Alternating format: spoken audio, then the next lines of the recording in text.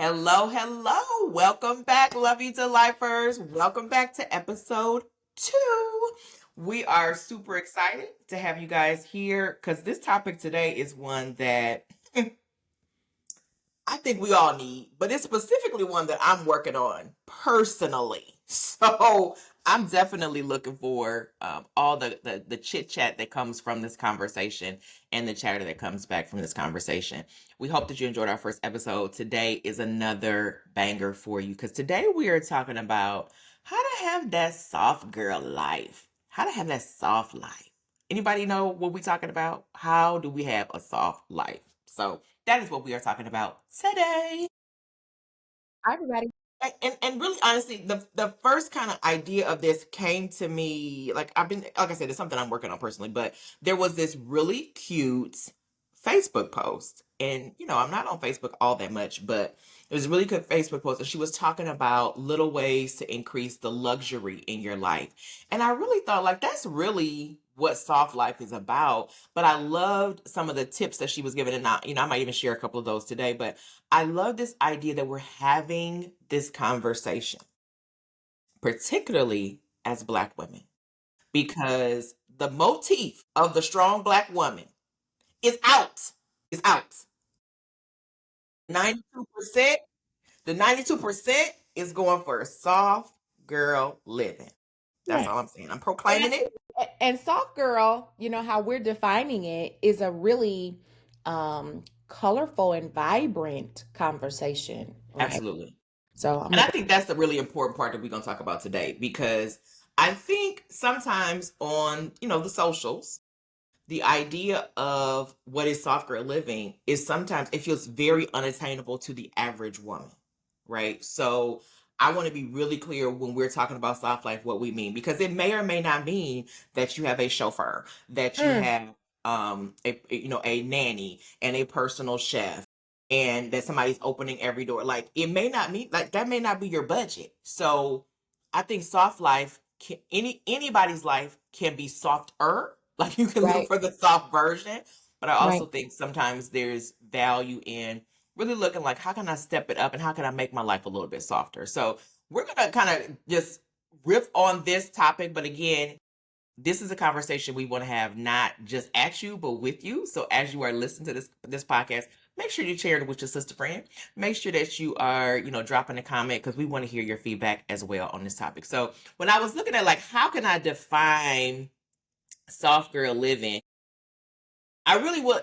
I think for me, what it is it's not about being like lazy or like disconnected from reality, because I still got these kids to take care of, right? But it's about deciding that my joy is a priority, my peace is a priority, my nervous system is a priority, and not like glorifying or magnifying or aspiring to that idea of like being the strong Black woman. Like, I for a long time for a long time I really probably very much identify with being a low maintenance girl.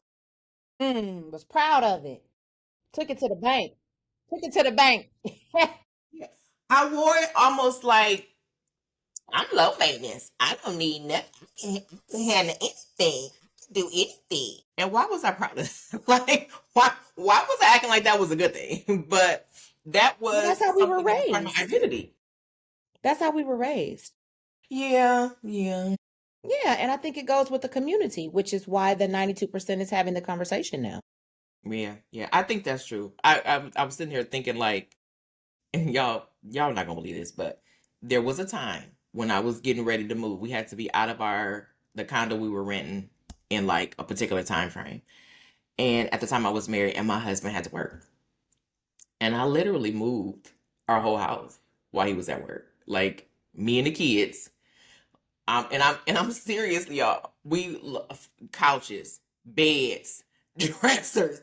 I'm backing up the U-Haul. I mean, like, it was, when I think about it now, I'm like, girl, what was wrong with you?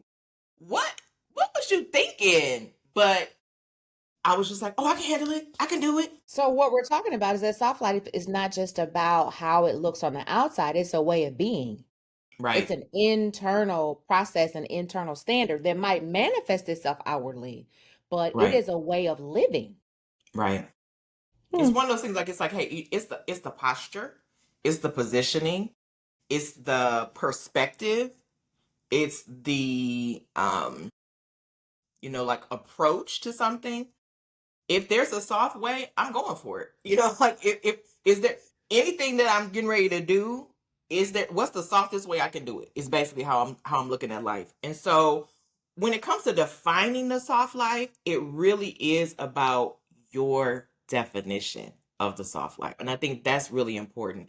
Yes, you can have an aspirational soft life, which includes I think about I can't think of her name right now. I'm gonna try and tag it in there. But I think her name is like Jackie. It used to be Aina, but I'm not sure. I don't remember what her married name is. But you know what I'm saying? Like her life looking very soft. It looks very, very soft. She has, somebody comes to her house and does her braids. She's not sitting in no salon with people doing whatever around. Like she's sitting in her house in her robe, getting her hair braided. She just her life looks very soft. That's not my zone right now, right? I'm still dropping kids off here, picking kids up here. Like that's not my experience right now. But can I bring some of that into my life? And I think that's what we're really talking about is how can you bring something of the soft life into your life? Is the really important part about that. I think there's some myths too that we should probably touch on. Any can you think of any myths that maybe as you are approaching soft life that you are coming face to face with right now? Well, I think the first one is that people are going to have a hard time with you going towards a soft life. I think Mm, that there are, when people I think people are a little afraid about what others will think about them or how others will feel about them the more they go in that direction. And while that may be present in some spaces, I think overwhelmingly folks are going to really cheer you on about mm, your ability to change. Because when we're looking at you as an example, I was very happy when you came over to the softer way of living. I was very I felt happy like that about was it. shade. Y'all, was that shade? I felt like that I was shade. just I just remember when it wasn't that, and and now that I know that it is, I really like it. Yeah. So I think, your sister girl community hopefully will cheer you on as you go in that direction. So a myth might be that folks will have trouble with that, but I don't think they will. I think that your real true friends are going and your family are going to um actually be happy for you and support you and go in that direction. The other thing I would say that a myth is I think people think it's hard to do because when you look at those social media examples, it does seem unattainable for some people. But the truth is what we're talking about is 1% more. Like Mm, 1% more every single day. Can you do 1% more in the direction of you being softer? And it doesn't have to be this overwhelmingly a big sweeping change all at one time. We're just right. talking about 1% more every single day. Could you do that? So I think another myth is, it's hard to do, but I don't think it is hard to do. Yeah. I think one of the things that was probably more challenging for me is I assumed like that it was expensive. Like that was to me that's a myth. Is that That's a good it's point. the only way that you can do it is to be at this income level. Like Hmm. you can't have and please don't take this to mean that I understand like if you are in poverty that it's poverty is hard, right? Like I get that, right? But I do think there's ways of upgrading any single, like any particular lifestyle, any situation. I think there is a way to make that softer. And it might be something as simple as like, hey, in this season of my life, because I'm very busy and I'm going to, night school and I've got to, I'm working all day. The softest thing that I can do is use paper plates Hmm. because I don't have to come home and stand over top of a sink full of dirty dishes when I'm tired softer than having to sit there and wash the dishes by hand every night, right? And it gives you the soft life of not having a filthy kitchen. So, like, that's softer than, you know, having to like wash the dishes. So, it's just those little small tweaks. And I think one of the things that you really can do is the pause and like asking yourself, what how do I want to experience this? What would be my ideal? What's one step closer to that ideal? And it may be that you do need to make more money. Like that could honestly be. I mean, like we're not gonna pretend here that money don't make money has the ability to make things softer. It definitely Right. does if you Yeah. apply it appropriately. But that doesn't mean that you can't get softer in the process. And I think that is one of those things that was kind of a myth. But I also think and it's probably not really a myth, but it's like it's more of a mindset, I guess. Mm-hmm. Is that you have to disconnect from that part of your identity that believes you're not that girl. Like for me, it was kind of like, oh, she's a soft girl, but I'm not a soft girl. Like, so I didn't really feel connected to that. And it took some time, like I think part of it was getting older and realizing like, I don't really like this. This is not fun for me. But this weekend, my daughter, my teenagers wanted to have a yard sale. And so, I was It like, was a mess, child. A I'm mess. like, soft girls don't do yard sales. They were like, but mom, we have to have a yard sale. We haven't had a yard sale in years. And I was like, there's a reason that There's a we reason haven't had a why. yard sale in years. But, my kids, I'm just like, hey, you want to do it? Do it. But just understand, I'm not gonna be out I'm there. not. I was broke enough back in the day where that was the only way I could keep y'all in clothes. So I was yard selling from place to place. Like that was my life. But I'm not doing it. Once my 18-year was like, you're not going to help. And I was like, I'm not doing it. No. So there's Mm-mm. nothing fun for me about dragging tables out, haggling with people over this bag of glitter that they don't want to pay Shut up. 25 cents for. What There's bag of nothing soft glitter? about that for me. But the funniest part is by the end of day two, because they decided they was first of all, y'all, they said they were gonna do Friday, Saturday, and Sunday. And I was like, okay. But by about 11:30, 12 o'clock on Saturday, they were like, we're done, mom. I said, what? I said, I thought you were going at 3 o'clock. She said, well, I'm just gonna put up my Venmo outside and I'm gonna leave this stuff on the table and people can just put some money in the box or they can Venmo me and I'm done. And they came in the house and soft girl yard sale, okay? So my older daughter drove over that afternoon. She was like, I was coming to like hype them up with the yard sale. Y'all, she was just Yard like, sale was done. she's like, I can't believe Yard sale was it. over. They got the soft girl lesson. They figured out how to soft girl a yard sale. I would have never came up with no idea to leave no box outside and put up a sign, a Venmo sign. But they sold probably another $40 or $50 worth of stuff. I was like, y'all have just invented the soft girl yard sale. Yard sale. For real, for real, for real. Yeah, but like, so I'm like, what I'm saying is, it really is possible to do it in almost any scenario. Like you can find a soft way to do it if you decide that that's who you are and that's how you want to live. And they didn't want to get the message from me just saying I don't want to do that. But in the midst of it, they were like, "Oh, this ain't me," and they figured it Right. out. So I think that can happen too. But you go back to that point about the idea of like letting go of that part of your identity and Mm-hmm. the fact that that's been a part of who you are as a person. I think in our community, in as black people, especially black women, we've taken great pride in being able Mm. to do all the things and being able to Yeah. be every woman and being able to be that person who is that go-to person, that go-to girl. I call it the go-to girl, right? And so there's a payoff for that associated Mm. with that because we take pride in it. So now if I don't do that anymore, who am I? And Right. if I'm not living that way, what does that say about me? And then we have to be also coming face to face with, have we been judging people who have not been doing what we're doing? Right. So now are we judging, now are we judging ourselves like, oh, if we thought that person was lazy because they were in the soft girl life, are we now thinking that we're lazy because we're doing things that way or in a similar way? So I think that whole conversation around, which I know we're going to keep having, talking about the go-to girl, um, that's a big conversation in our community. In the 92%, I think it's a big conversation Yeah, I do because it's like an internal conversation within the community, but it's also reinforced outside of the community for sure. in silent ways, right? Like Hmm. it's not it's reinforced, but it's not like nobody's saying it in that way. So you're getting the message all day long that you should do more, do it Mm-hmm. harder. You can handle anything, right? And I mean, it goes back. This is probably some post traumatic slave stuff because it really goes back Ooh. to the very beginning, right? We were expected when we were enslaved and our ancestors were enslaved. There was this expectation that we could um, be the bed warmer, be the wife, be the cook, carry the baby, chop the cotton, I mean, like all the things. And that was the expectation. And there was nobody saying, like, you should really rest.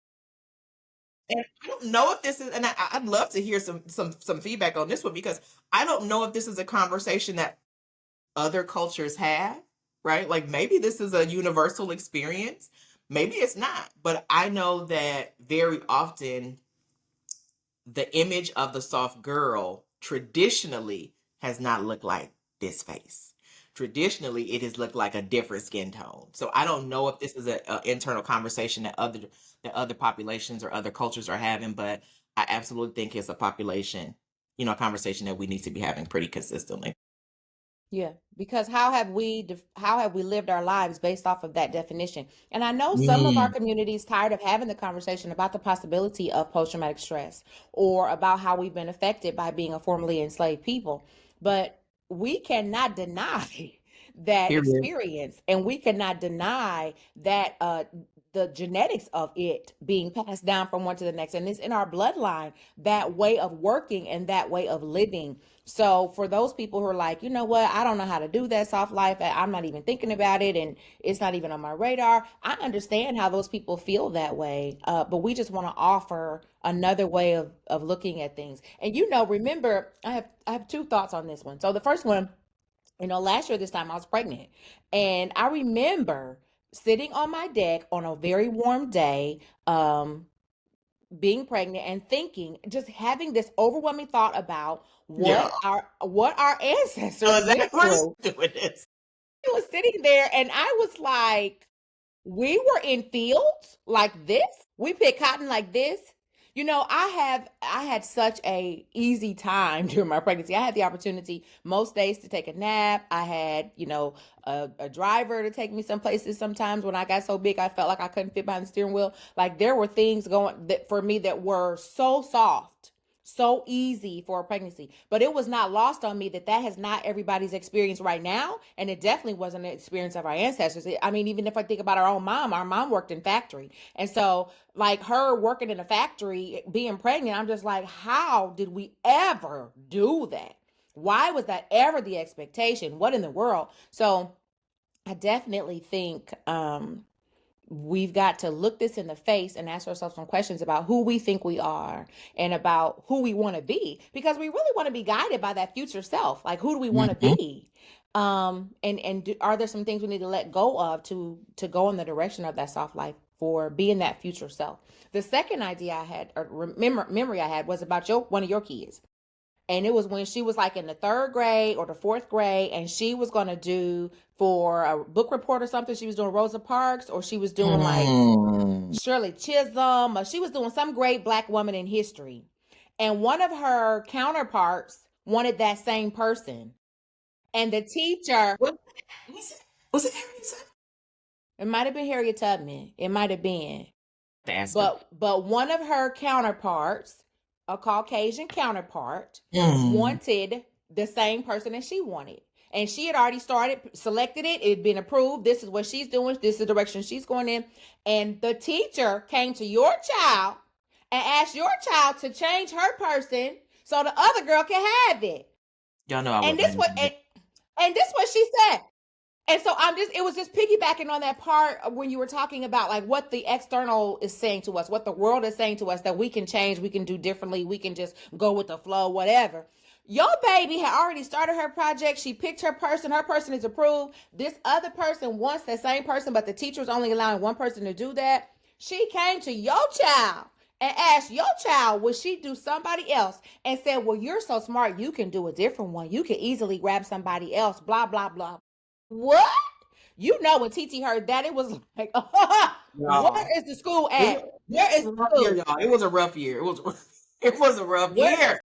Where's the school at? I'll be up at the school. Because there's no way in HE double hockey stick you about to take this from her and give it to this girl because she can easily change what she's doing. She's already worked on it. She started it. Why should she have to? Why are you asking her to? But an adult is asking a black child, a black female child, to change her whole assignment because she knows that she's smart enough to do something different and change on the fly and all that kind of stuff. And so yes, we get all these messages in our workplace, in our schools, in our homes, in our sometimes in our personal circles that we can be that person, but we don't have to. Oh, I just had a thought, and I don't know if the Mm. people are ready for this. It just Oh, can't, y'all. I'm looking at my notes. It was not in my notes, y'all. oh Lord. What's the thought? I might take a sip of water. Hold on, y'all. Well, then let me get some. Yes. Can we have the conversation Lord, no. I don't even know where you're going. I don't even know. about? Can we have a conversation about soft girl Christianity in the black church? What? How could we ever? Well, you're supposed to get up at 6 o'clock in the morning, be at Sunday school, run to children's church, miss the service, go home and cook, come back at 4 o'clock. What? No. Here's why it came to me, because it's one thing to feel like you might disappoint your family. It's one thing to feel like, well, if I don't get up early, I won't have time to cook my greens quite the way I want to cook them. It's another thing, though, to tell Bishop. Why you put the bishop in it? That's It's ridiculous. another thing to tell Bishop, Why you you? can't handle the children's ministry no more because things are so busy in your life, you just don't have time for it. That's a conversation, y'all. The Holy Ghost must have gave me that, because I What? Don't blame the y'all, Holy Ghost. Don't blame the Holy Ghost. promise you, y'all, that was not on my notes. It was not on my radar. But I do think there is it probably is an entire episode about the fact that we grow up expecting to serve from, if you can stand, you can serve. We gonna give the little baby gonna take the napkins to somebody. If you can stand, if you can walk, you're gonna serve. And so that is so ingrained in us within the church. And I'm a natural server, so it's not like it's a bad thing. I love the service of it, right? But sometimes it comes at a cost to us that we are not counting. And I just think maybe we should talk about it. Oh Lord, you want to talk about it today? I think you should talk about it. You not set me up. Mm-mm. I Okay. mean, there's some truth to it. There's some Yeah. truth to it. And we know it. We know that lifestyle. And here's the thing, I am a servant. I love serving. It's not a bad thing for me to do. I get a lot of pleasure from it. But I have learned that it does not have to be an overwhelming part of my identity. Right. And I think So the there, question goes back to, how can I soft girl in this area of my life, right? right, Like, right. okay, I never want to give up on my church. I understand the mission and the vision, and I am completely aligned, and I am a follower of Christ, and this is important to me. What would it look like for this to be softer? Maybe I'm not volunteering, because there was a period of time, like when I volunteered when my kids were younger, I would be in children's church 2 or 3 times a month. And I got to the place I was like, you know what? I don't want to spend 4 hours at church, because like you can go to, like we had two services, so I could easily go to early service and then volunteer at the next service or vice versa. I'm like, in this season of my life, spending 4 hours at church on a Sunday doesn't work for me. So then my choice was, either I was serving or I was going to service. And I'm like, you know what? In this season of my life, I need a little bit more poured into me than pouring out into the children. So then I switched it and I went down to, like, I think I got down to once a month or something like that. But I think that was the softer version of that for me. And I want to give everybody who's listening permission, because I'm sure that if you have been in charge of Vacation Bible School for 10 years running, you love it. I'm sure you love it. And I'm sure that you are doing a great work, but God wants you to rest too. If right now, if you had a really rough year, if maybe you're a teacher, you had a really rough school year, and you're like, I just don't know if I have the capacity right now. Like, part of soft girl living is allowing yourself to say, I don't have the capacity for this right now. I can do this instead, or I can suggest somebody, or I can hand you my notes, or whatever the case may be. But I think what we sometimes do as we decide we want a soft girl life, what we sometimes do is we silo off these areas of our life that we're not willing to soften.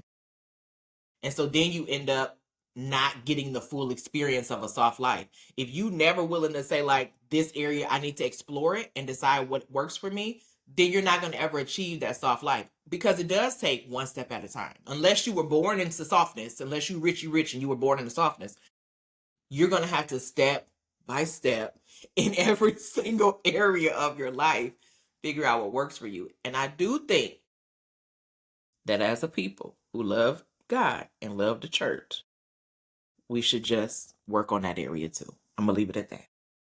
Okay. We gonna see what Bishop has to say about what you done said.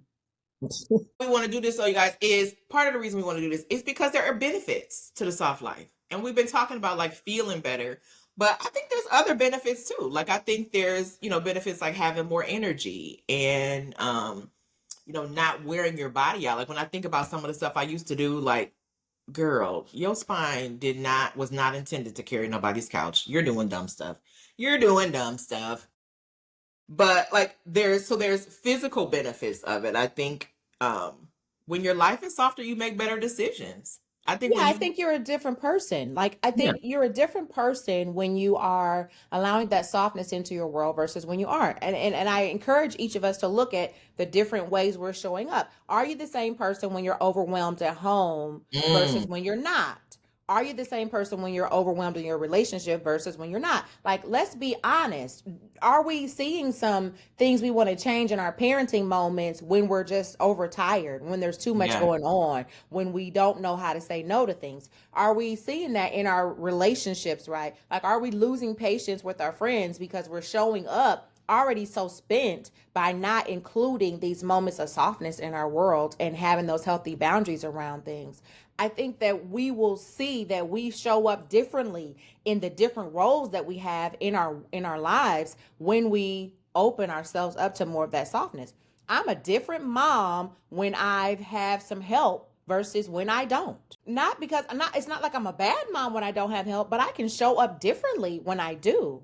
And so I just want to encourage each of us to be looking in the mirror and saying, like, hey, am I being my highest and best self when I allow the softness in as I'm learning to do that? And it's a process. You're learning to do that. Mhm. But it's a big deal if you're not doing it. And let's also talk about this.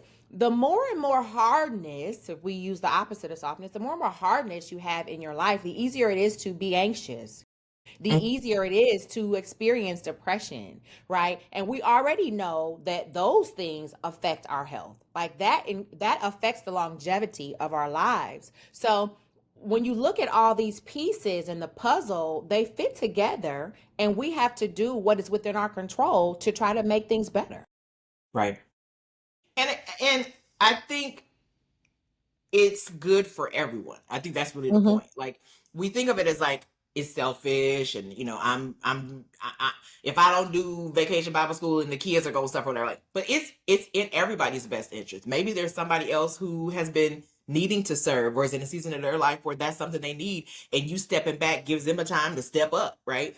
It improves everything for everyone. When I think about a lot of people now who are like, "Oh, I'm going no contact with my mom over this," and and I'm not saying that you shouldn't, but I'm just saying when you shift your perspective and you look back at some of the things that people were experiencing, the way that their lives existed. Like I tell my kids all the time, like, we didn't have TikTok when I was raising y'all. So there were things that I had to learn because I did it wrong. So I just figured it out along the way. So you got the unfortunate, result of me figuring it out along the way. Whereas now we can watch a 30-second video and it tells us exactly what to do, right? So our parents may not have had the benefit of having an opportunity to have a soft life. And so us taking the opportunity to have that softness, it can feel like a strain on relationships, but ultimately when you're softer with yourself, you become softer with others. You have more if you have that compassion for yourself, that empathy for yourself, when you say, like, you know what, I'm tired and I'm going to rest, you have more compassion for, like, I think about like a husband and wife. The husband gonna go and take him a nap when he need him a nap, and the wife gonna be mad. And I'm thinking, sis, if you need a nap, go take you a nap. When the kids wake up and say they're hungry, send them to their daddy. Like that, I wouldn't have done that. I'm being honest. I probably wouldn't have done that 25 years ago. But now I know that's exactly what I should have done, right? Exactly what I should have done is said, like, I'm also tired and I'm going to lay down. And if you guys are hungry, you're going to have peanut butter and jelly. And it might have made me not be so mad Oh at the Lord, fact let that me he was see. taking a nap. Part of why we sometimes get mad in relationships is because other people are giving themselves the soft life and we jealous. That's the thing. That's so silly to me. That's so silly because I can see myself doing that. Just being mad, like, look at that Negro sleep. How you see? But that's the old me, not the new me. So now that I'm actively currently parenting with my husband, like we have had those conversations. And this is one of the things that's so funny to me.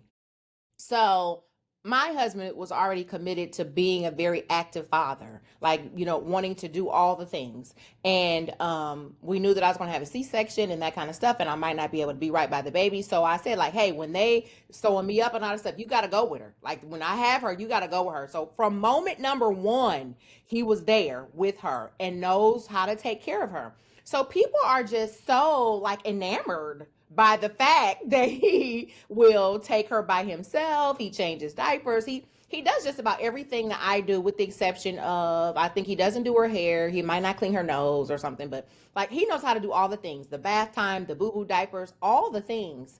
And my mother in law, she really made me laugh because she was like, Reg knows every like he knows her eating schedule.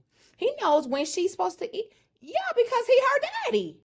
Like if that's the way this is going, like we are both equally responsible for her. Now, she has her preferences about things. So Right. sometimes she might be with me longer just cuz she want to be with her mama, but that doesn't mean that he can't do those things. And so it's very easy for me to say, "Hey, I'm tired. I'm going to go take a nap." And he Right. will take her.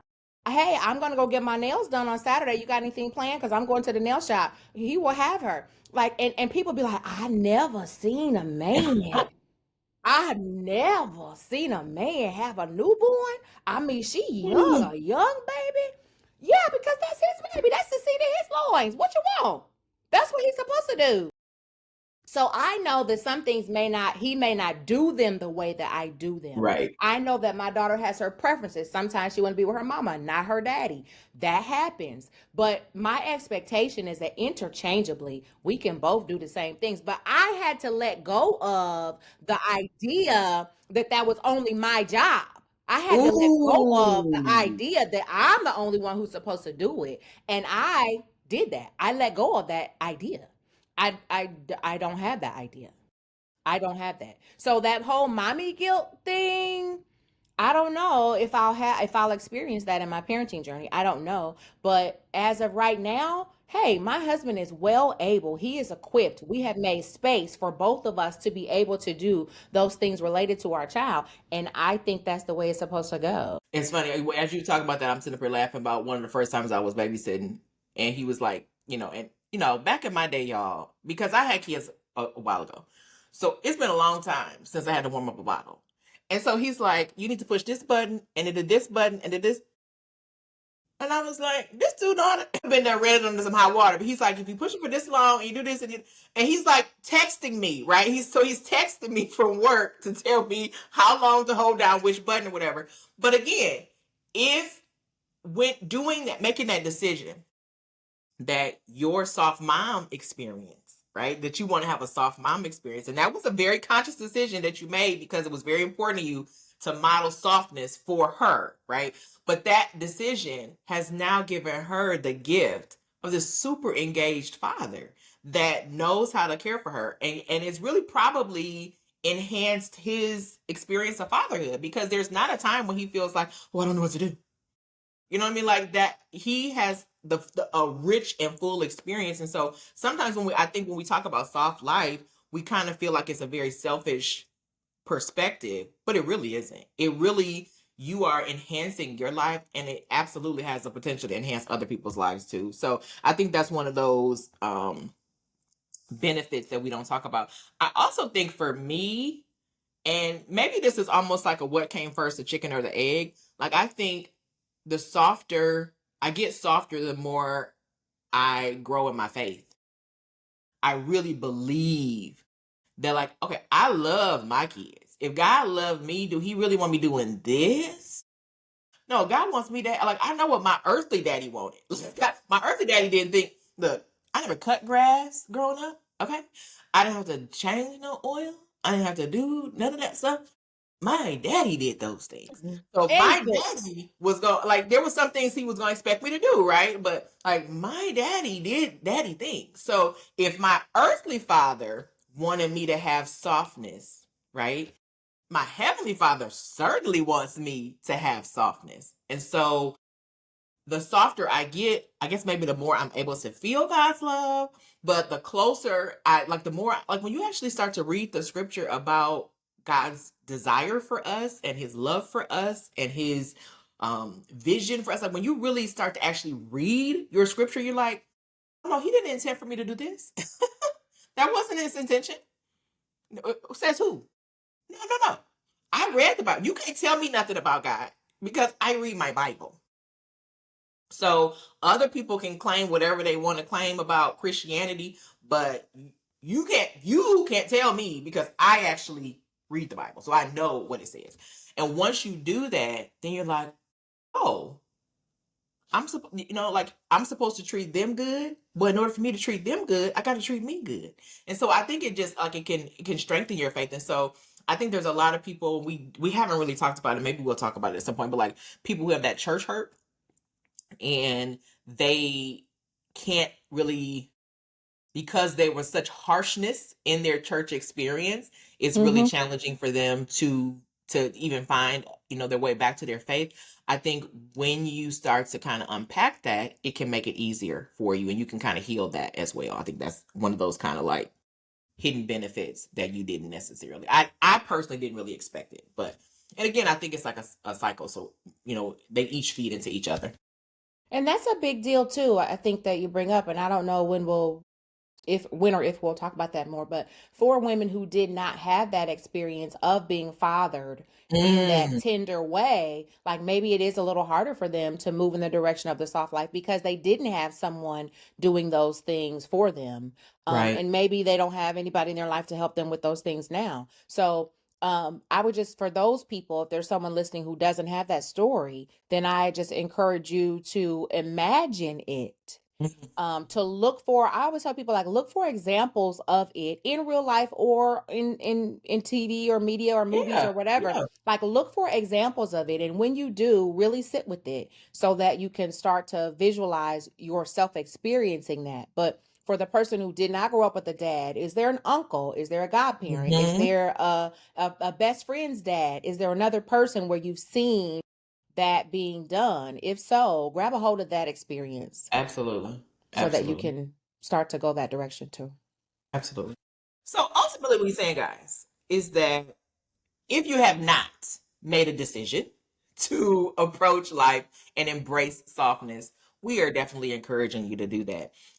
Back in the day, Oh when Lord. we had the Love You to Life Club, we used to have these things we call level up lists. And so Yeah. every month we would create this level up list for the ladies, and it was like 10 things that we wanted them to either do once or to do kind of consistently throughout the month. And so I thought we might do something similar. So if you are one of our inside Love You to Lifers and you are on our, email list, we're going to share with you kind of a little bit of a soft life challenge, some things that we would encourage you to do. If you're not, around this video somewhere, around this podcast episode somewhere, there'll be an opportunity for you to join that list, to stay connected to us. And we are just going to give you just a few tips because, again, it is one of those things where it's not, doesn't necessarily have to be those huge giant steps forward. It can be those incremental steps forward that will help you to improve the softness of your life, but it absolutely does improve the quality of your life over time. So if you want to sign up for that, there'll be a link somewhere around this episode to give you access to that, because we want everybody to experience the soft girl life. All right. So that is enough for this episode, and we will be back in a couple of weeks with our next episode. And I think we're going to be talking about something along the lines of like decluttering your mind. So, if you are a person who feels like maybe your mindset, your thought processes, if you've got some limiting beliefs you feel like need to be cleaned up, I think the next episode is going to be for you. And we will see you then. Love y'all. See you later. Bye bye.